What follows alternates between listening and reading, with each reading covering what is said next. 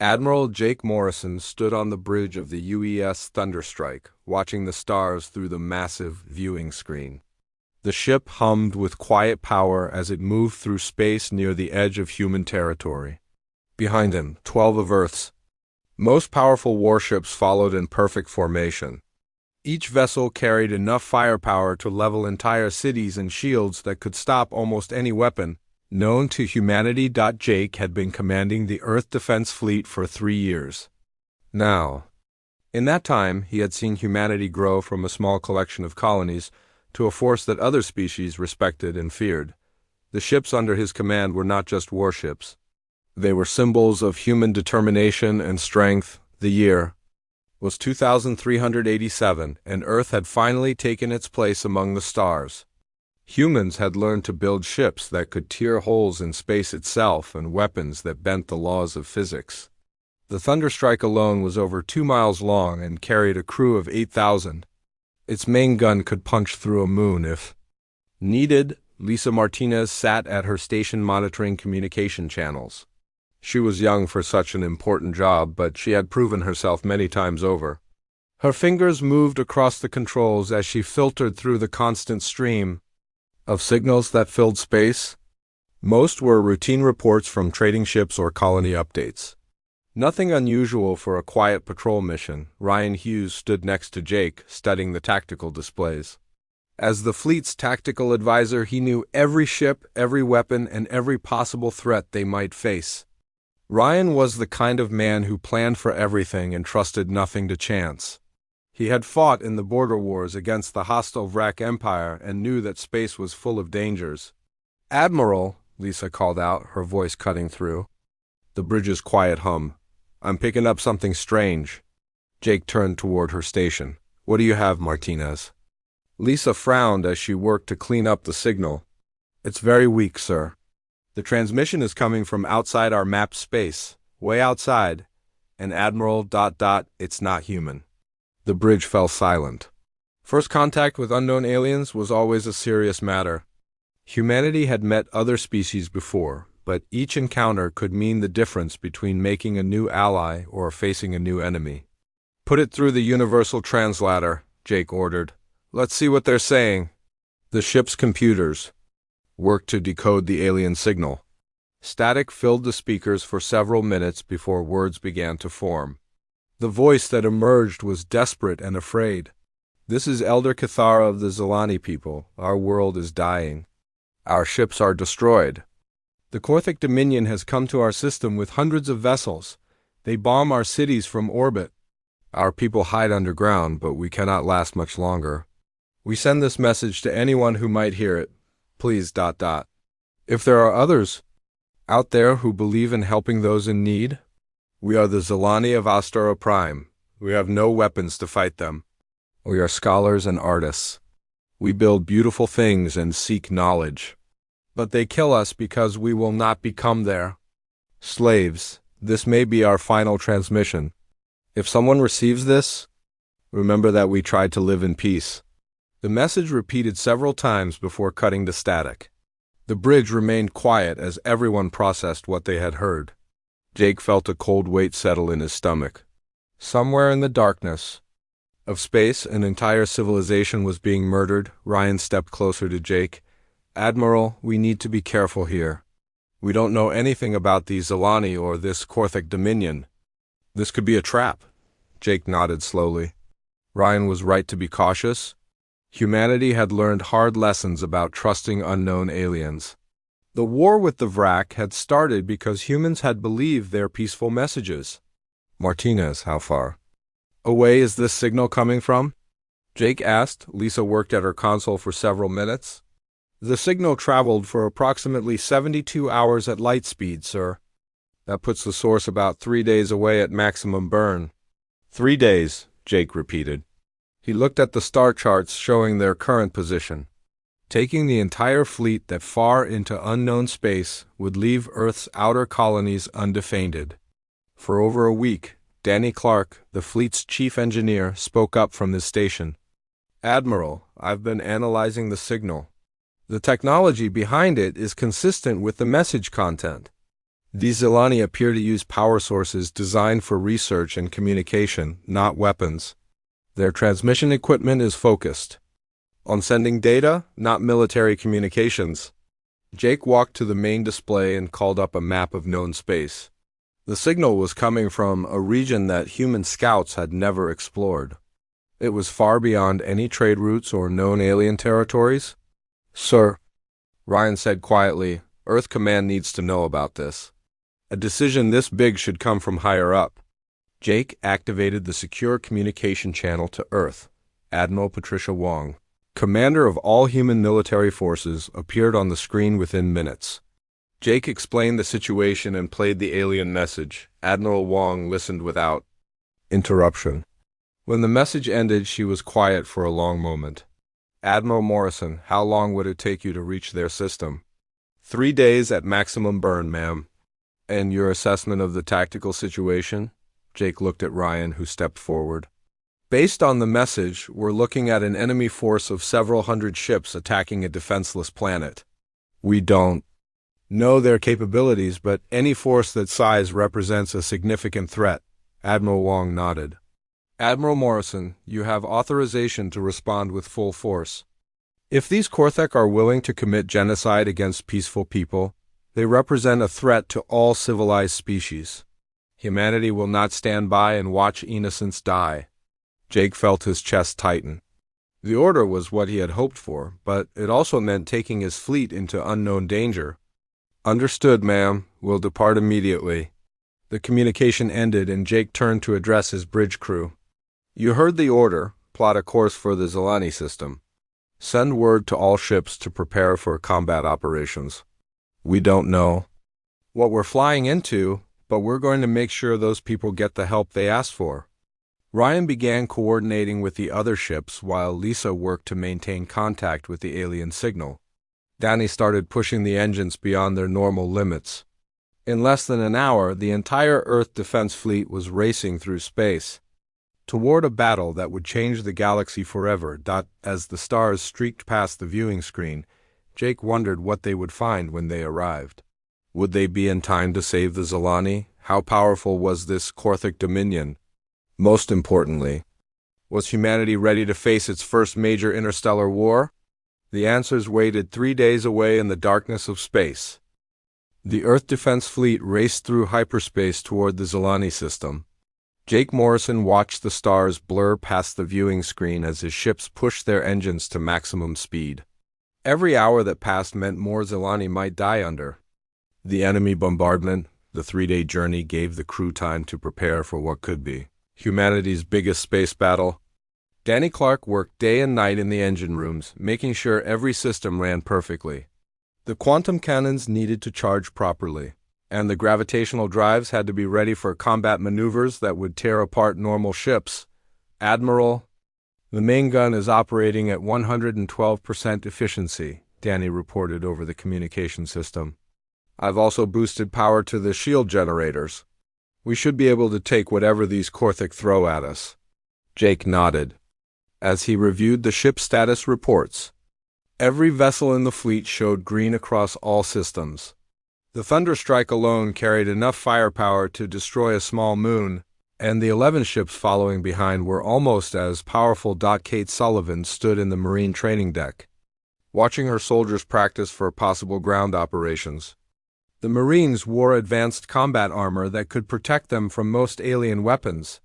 Their rifles used focused energy beams that could cut through metal like paper. "Remember, we know nothing about Korthik ground forces," Kate told her troops. "Stay in formation, watch your sectors, and trust your equipment. If we have to go down to that planet, we're going to save every Zilani we can find." The Marines responded with determined voices. They had trained for years to fight in different environments and against various alien species. This would be their first real test against an unknown enemy.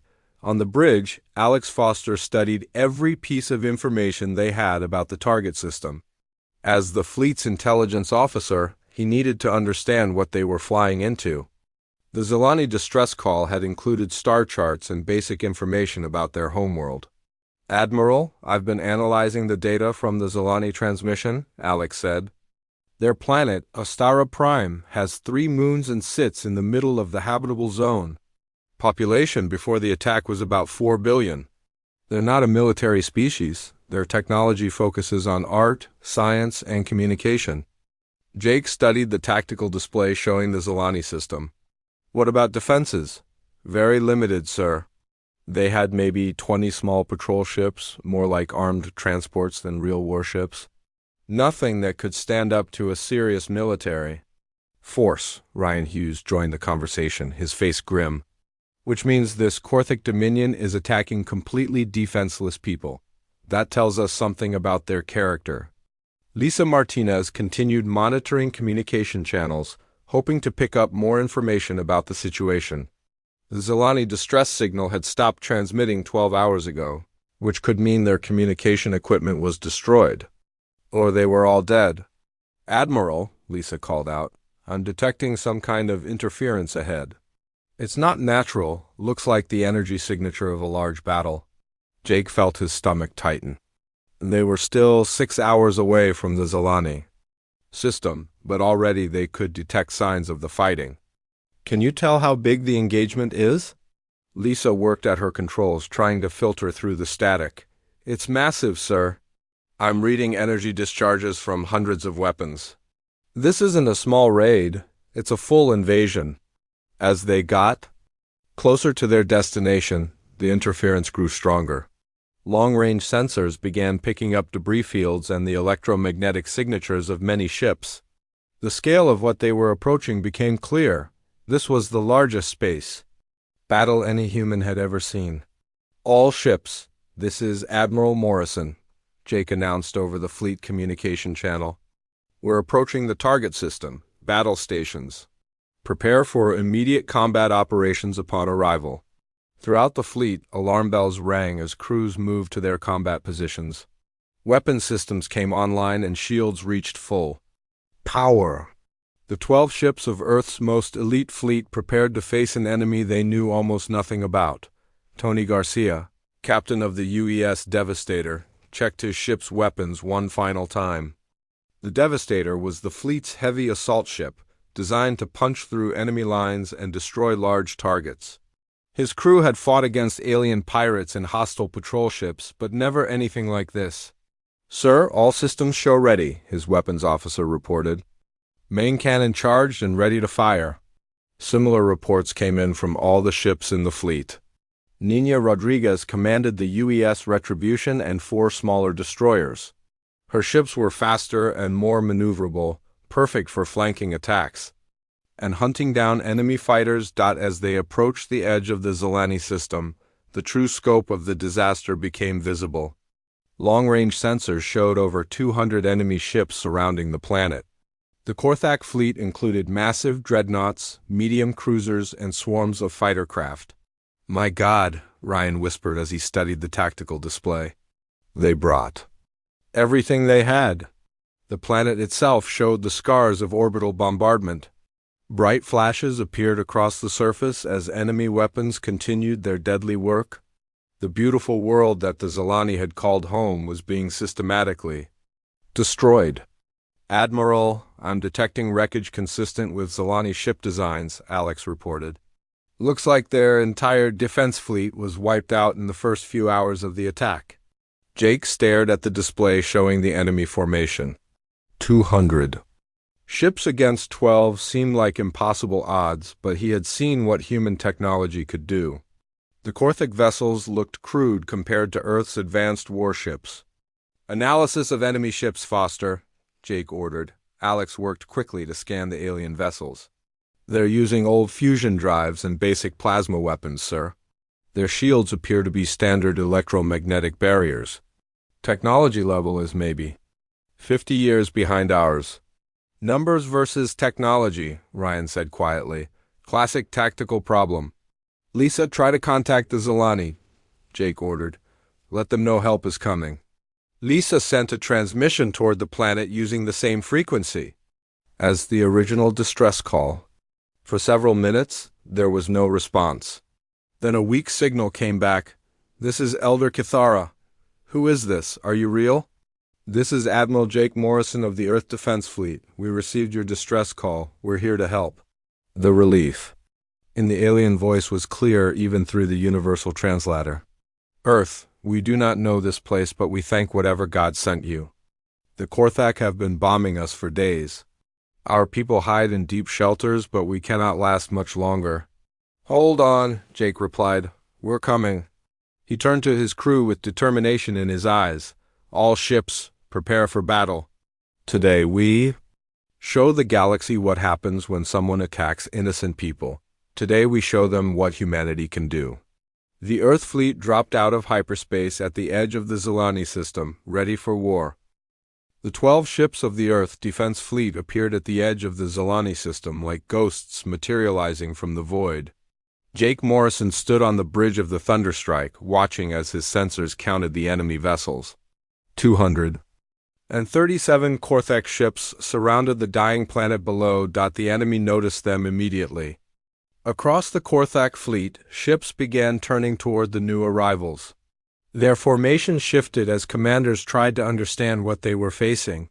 The human ships were unlike anything in their databases, sleek, deadly, and radiating power that made space itself seem to bend around them.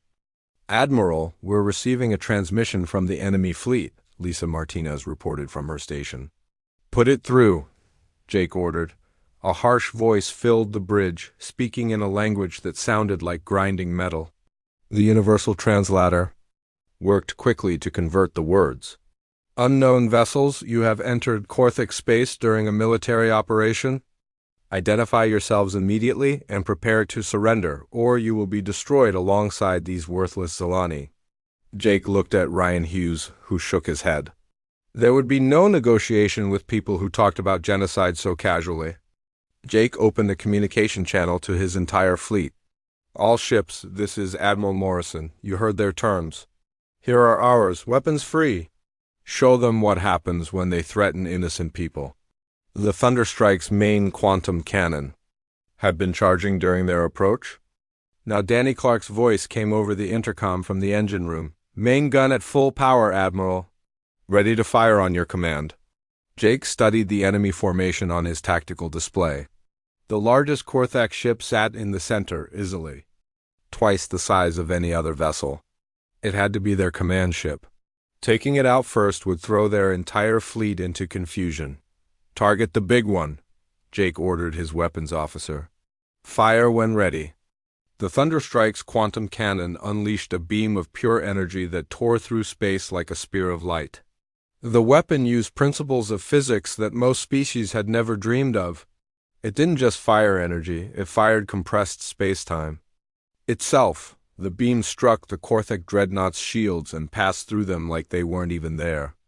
The alien vessel's hull, thick enough to stop conventional weapons, offered no more resistance than paper.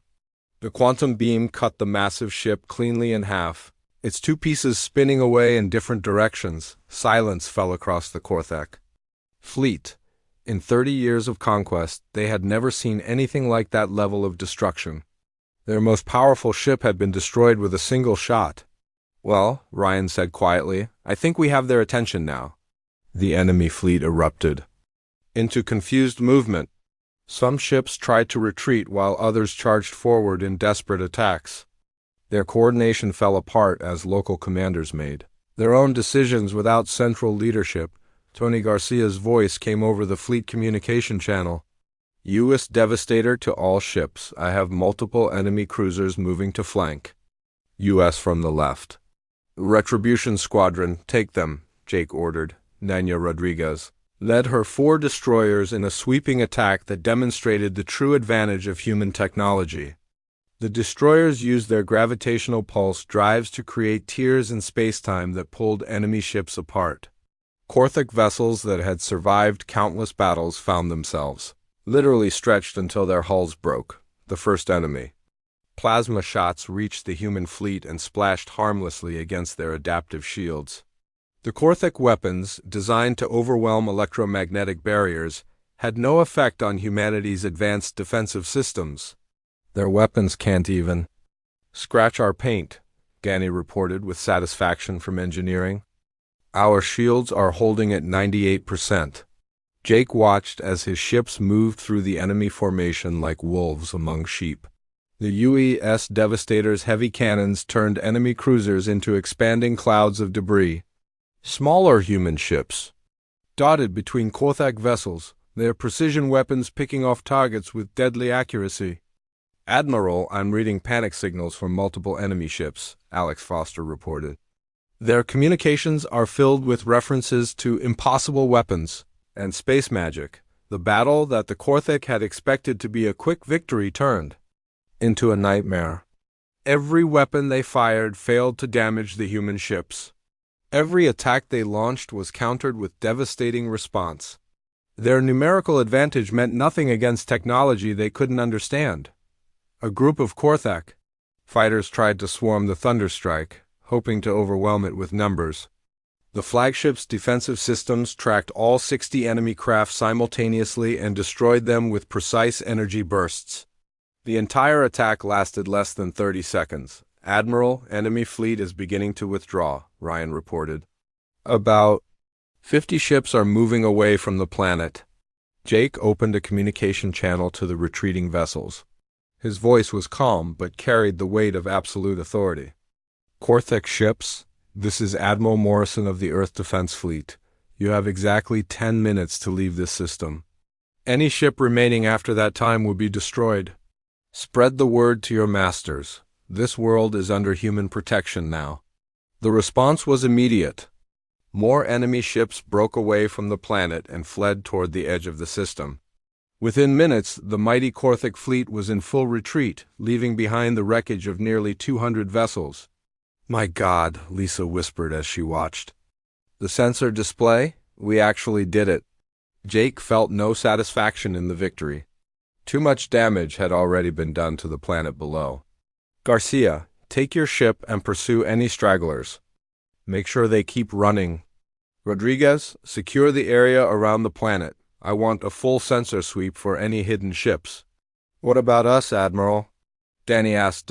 Jake looked down at the scarred world of Astra Prime. The Zilani were still down there, hiding in their shelters, probably afraid to believe that the bombardment had finally stopped. "We go down and meet the people we came to save," Jake said. "It's time for humanity to introduce itself properly to the galaxy." The Thunderstrike began its descent toward the planet, carrying the first human diplomatic mission to an alien world. Behind them, the wreckage of the Korthak fleet drifted silent in space, a monument to what happened when someone threatened the innocent in humanity's presence. The battle was over, but Jake knew this was just the beginning. Word of this defeat would spread throughout Korthak space. They would be back, and next time they would bring everything they had, but that was a problem for tomorrow. Today, the Zilani were safe, and the galaxy had learned something important about the species called human. The shuttle carrying Jake Morrison and his first contact team descended through the thick atmosphere of Astra Prime, through the viewing ports. They could see the terrible damage the Korthak bombardment had caused. Where beautiful cities once stood, only smoking craters remained. Rivers had been turned to steam, and vast forests were reduced to ash. Dr. Sam Parker sat across from Jake, checking his translation equipment one more time. As the fleet's chief scientist for alien contact, Sam would be responsible for communicating with the Zilani survivors. He had studied every piece of data from their original transmission, but meeting them face-to-face would be completely different. "Admiral, I'm detecting movement from the underground shelters," the shuttle pilot reported. "Looks like they're sending people to the surface." Jake nodded as he watched the landscape below. The Zilani had been hiding in deep bunkers for days while their world burned above them. They probably couldn't believe the bombardment had actually stopped. The shuttle landed in what had once been a public park in the capital city. Now it was just a flat piece of ground covered in ash. As the landing ramp lowered, Jake got his first look at an alien world that humans had fought to save. The air smelled of smoke and burned metal. In the distance, the remains of tall buildings reached toward the sky like broken fingers. But even through all the destruction, Jake could see hints of the beautiful civilization the Zilani had built. Carved stonework decorated the ruins, and colorful patterns were still visible on some walls. A group of figures emerged from a hidden entrance about 50 meters away. Jake's first sight of the Zilani took his breath away. They were tall and graceful, standing nearly 7 feet high. Their skin looked like living crystal that shifted color as they moved. When sunlight hit them, they seemed to glow with inner light. The lead Zilani approached slowly, her crystal skin showing swirls of blue and silver that Sam's equipment identified as signs of cautious hope. Behind her, dozens of other Zilani emerged from underground tunnels, all staring at the humans with large, multifaceted eyes. "I am Elder Cathara," the lead Zilani said through the universal translator. Her voice was musical, like wind chimes in a gentle breeze. "Are you the ones who answered our call for help?" Jake stepped forward and removed his helmet, showing his face to the alien leader. "I am Admiral Jake Morrison of the Earth Defense Fleet. We came as soon as we received your message. I'm sorry we couldn't arrive sooner." Elder Cathara's skin shifted to warm gold colors that the translator identified as deep gratitude. "You came across the void to help people you had never met. We had begun to believe that such kindness existed only in our oldest stories." More Zilani continued emerging from the underground shelters. Jake was amazed to see that despite the devastation around them, many carried what looked like artwork and musical instruments. Even facing extinction, they had tried to preserve their culture. "How many of your people survived?" Sam asked gently. "Perhaps 3 billion of our 4 billion people reached the deep shelters in time," Elder Cathara replied. "But our cities, our libraries, our great works of art, most are gone forever." Jake felt anger building in his chest. The Korthak had tried to wipe out an entire civilization that posed no threat to anyone. These people created beauty and knowledge, and someone had decided they deserved to die for it. "Elder Cathara, why? Did the Korthak attack your world?" Jake asked. "What did they want from you?" The Zilani leader's skin turned dark purple, which the translator marked as deep sadness. "They demanded that we become part of their empire. They wanted our young people as slaves and our world as a base for further conquest. When we refused, they said they would make an example of us to show other species what happens to those who resist." Sam was recording everything for later analysis, but he paused to ask a crucial question. "Are there other species under Korthak rule, other people like you who need help?" "Many," Elder Cathara said, her colors shifting to urgent orange. "The Korthak Dominion has conquered 17 different worlds that we know of. They enslave some species and destroy others completely. They have been expanding their empire for over a century."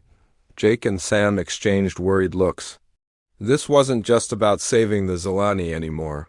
If the Korthak controlled that many worlds, they represented a threat to every free species in the galaxy.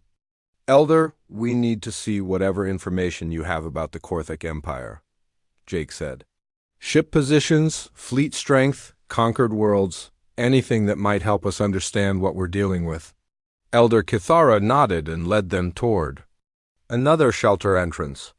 As they walked, she explained that the Zilani had been scholars and record keepers for thousands of years. They had maintained secret communications with resistance groups throughout Korthak space, underground. The shelter was much larger than Jake had expected. Tunnels stretched for kilometers, connecting different sections of the surviving city. The walls were decorated with beautiful carvings that seemed to tell the story of Zilani civilization.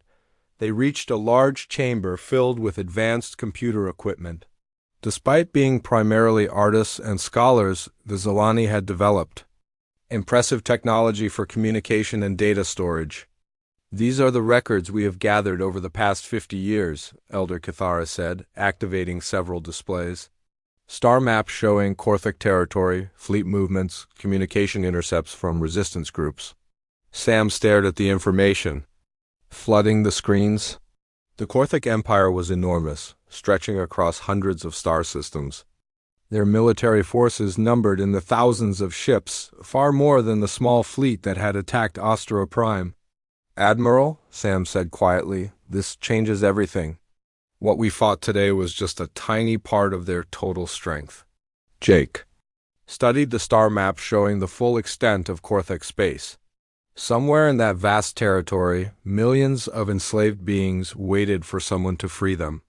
And now that someone had finally stood up to the Dominion, there would be consequences. Elder Kithara, when the Korthek learn what happened here, what will they do? Jake asked. The Zilani leader's skin turned deep red, indicating fear and certainty. They will gather their full strength and come for your people. The Dominion does not accept defeat. They will want to make an example of humanity just as they tried to do with us. Jake felt the weight of responsibility settling on his shoulders. By saving the Zilani, humanity had declared war on one of the galaxy's major powers. Earth and its colonies would now face an enemy with resources that dwarfed anything they had prepared for. But as he looked at the grateful faces of the Zilani survivors around him, Jake knew they had made the right choice. Some things were worth fighting for, no matter the cost. Then we better get ready, Jake said. Because if they want a war with humanity, that's exactly what they're going to get. Elder Kithara's skin shifted to bright silver, which the translator identified as determination mixed with hope. Admiral Morrison, you may have started something that will change the entire galaxy. There are many species under Korthek rule who have waited generations for someone to fight back. Perhaps the time of the Dominion is finally ending. Jake looked at the data showing the vast enemy empire and smiled grimly. The real war was just beginning. Word of the human victory at Astra Prime spread across the galaxy faster than light itself. In hidden corners of 100 different worlds, enslaved beings whispered about the impossible.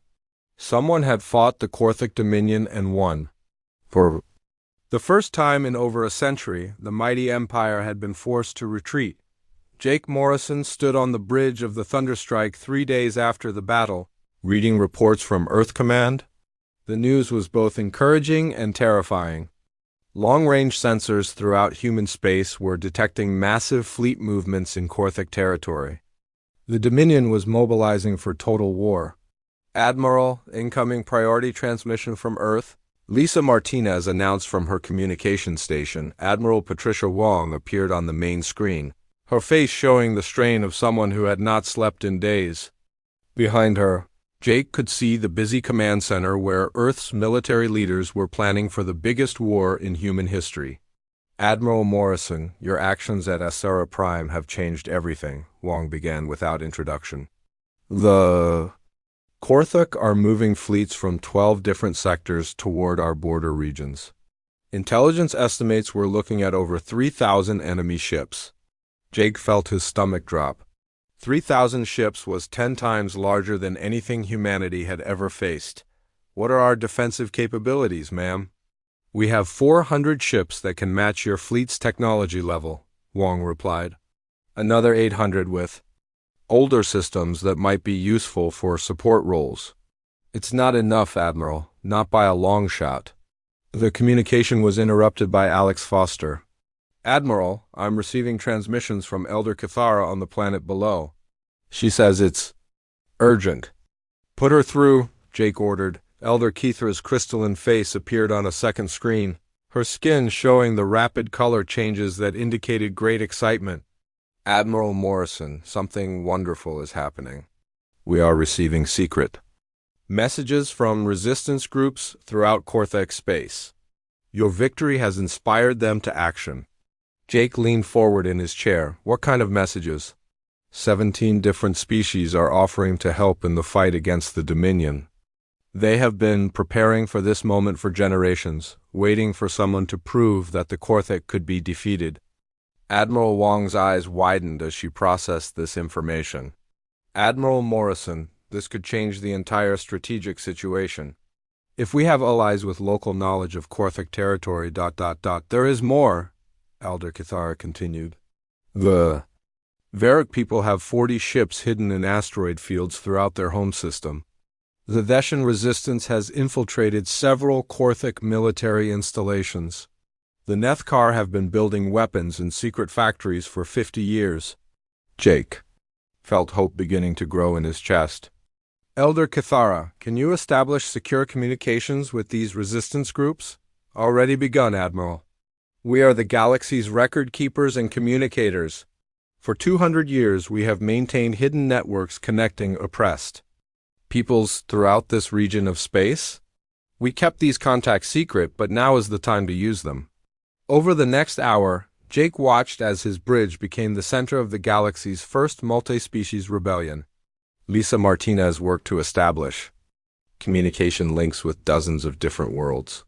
Alex Foster analyzed intelligence reports from alien resistance groups. Even Danny Clark contributed by sharing technical specifications that could help upgrade alien weapons. The first official ally to make contact was Commander Zethkar of the Varick Resistance. His people looked like walking trees made of living metal, and they had been enslaved by the Korthak for 70 years. Through the universal translator, his voice carried decades of contained rage. "Human Admiral," Zethkar said, "my people have 40 warships hidden throughout our system. They are not as advanced as yours, but they know Korthak weaknesses. We offer these ships and our knowledge in exchange for freedom." Similar offers came from other species throughout the day. The Theshans had detailed maps of Korthak's supply routes. The Nethkar possessed experimental weapons designed specifically to counter Dominion technology. The Melody had ships that could operate in nebula regions where Korthak sensors were blind, but the most important ally was unexpected. Late in the day, a transmission arrived from deep within Korthak space itself. The signal was heavily encrypted and came from someone calling himself General Thrakmar. "I am a Korthak military commander who is tired of serving an empire built on cruelty," the message said. "Not all of my people support the Dominion's policies. There are many of us who believe conquest and slavery are wrong. If you can promise fair treatment for Korthak people who want peace, I can deliver intelligence about fleet positions and invasion plans." Jake stared at the message in amazement. Even within the enemy empire, there were those who opposed the system. This war would not be humans against aliens. It would be freedom against oppression. "Admiral," Ryan Hughes said quietly, "we're not just fighting a war anymore. We're leading a revolution." Jake opened a communication channel to address the growing alliance forming around his ship. Representatives from 19 different species listened as he spoke. "Friends and allies, 3 days ago we answered a call for help from one people. Today we find ourselves at the center of something much larger. The Korthak Dominion has ruled through fear and violence for too long. Together we have the chance to end their reign and bring freedom to hundreds of worlds." Elder Kithora's skin glowed bright gold as she responded for the new alliance. "Admiral Morrison, humanity has given us something we had lost: hope. Whatever comes next, we will face it together." Jake looked around his bridge at the faces of his crew. They had come to this system to save one species and found themselves leading a galactic war for freedom. The responsibility was enormous, but so was the opportunity. "All ships, this is Admiral Morrison," he announced to the entire fleet. "Prepare for extended operations. We're not going home until every enslaved world is free." In the weeks that followed, Ostar Prime became the headquarters of the Galactic Liberation Alliance. Human engineers worked with alien scientists to develop new weapons. Resistance fighters shared intelligence about enemy positions. Former enemies became allies. United by their desire for freedom, the Korthak Dominion had ruled the galaxy through superior numbers and ruthless tactics. But they had never faced an enemy like this, multiple species working together, led by humans who fought not for conquest, but for the idea that all beings deserve to be free. As Jake watched ships from a dozen different species arrive to join the alliance, he knew they had started something that would reshape the galaxy forever. The age of the Dominion was ending, and the age of freedom was about to begin. The real war was coming, but humanity would not fight it alone.